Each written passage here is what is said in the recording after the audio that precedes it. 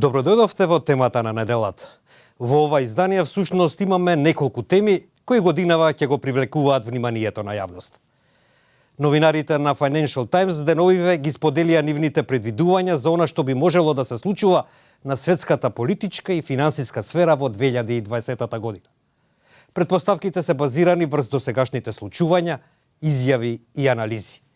Токму затоа не се толку спектакуларни како, на пример, предвидувањата на Нострадамус или на Баба Вања. Ние би додале, одговорите многу зависат од тоа какви се прашањата. Па да почнеме.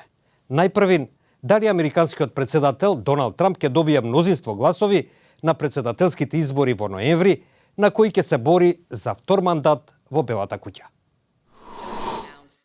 Во 2016 година Хилари Клинтон доби скоро 3 милиони гласови повеќе од Трамп. Многу загуби изборниот колеч. Таа маргина, иако годинава ќе биде уште поголема, сепак може да резултира со реизбор на Трамп. Многу од најпознатите енергични гласачи против Трамп живеат во веќе демократски држави како Калифорнија и Њујорк. Така нивните гласови би можело да бидат потрошени. Вистинската битка повторно ќе биде кај помалите среднозападни држави, кои минатиот пат му обезбедија победа на Трамп. Дали Соединетите држави ќе влезат во рецесија со оглед на затворањето на глобалните пазари и тешките преговори околу трговските спогодби?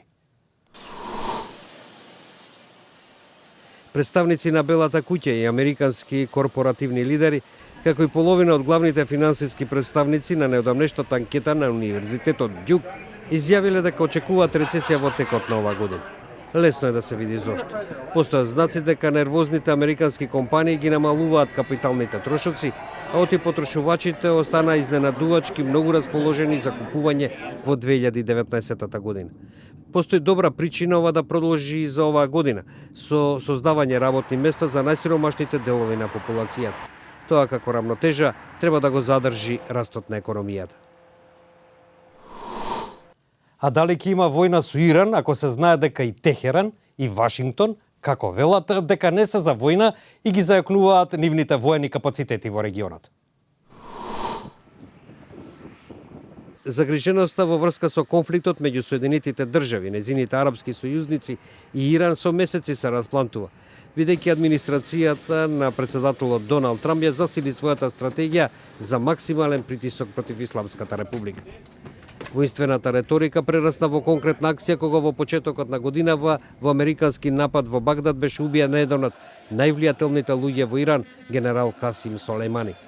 Следуваше иранско бомбардирање на две бази во Ирак, каде што има американски војници. Сепак и двете страни инсистираат на тоа дека не сакаат војна. А со наближување на изборите, уште помалку е веројатно дека Трамп сака Америка да биде вплеткана во конфликт. Сепак секоја погрешна пресметка ризикува ненамерно да предизвика поширок конфликт.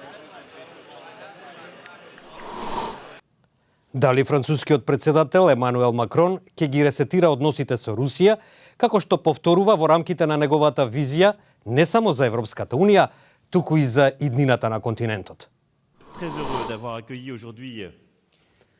Францускиот председател Емануел Макрон направи амбициозна увертира за повторно да врати Русија во папката.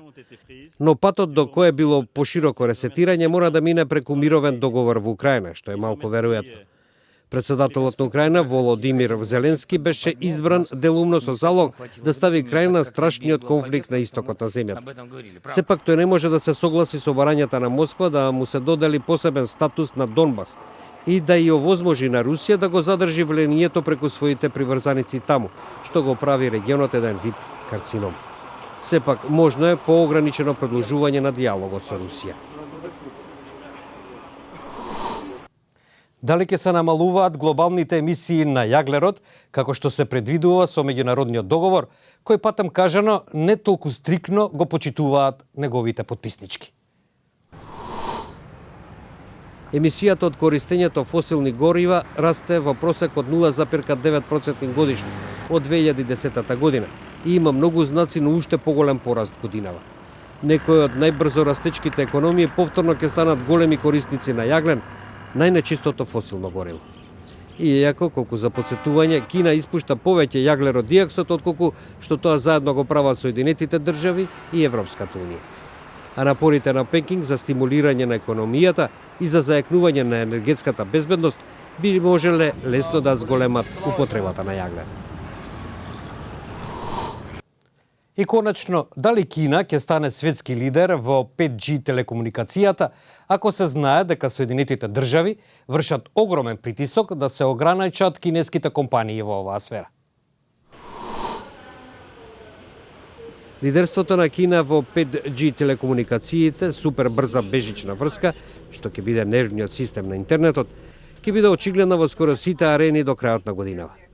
Измерена со инсталирани 5G базни станици, Кина ќе превладува далеку пред другите земји. По бројот на договори за давање услуги од 5G во странство, Huawei ќе биде пред конкуренцијата Ericsson и покрај притисокот на Соединетите држави да спречи оваа кинеска телекомуникацијска група заради стравувањето од национална безбедност. И во 5G продажбата на паметни телефони, Huawei и другите кинески производители ќе ги надминат Apple, Samsung и другите. А дали овие предвидувања ќе се остварат, ќе видиме набрзо, односно до крајот на 2020-та. Впрочем, како што велат, ништо не минува толку брзо како една година. Тоа беше се во ова издание на темата на неделата. Следете не и натаму на Facebook, Twitter и YouTube.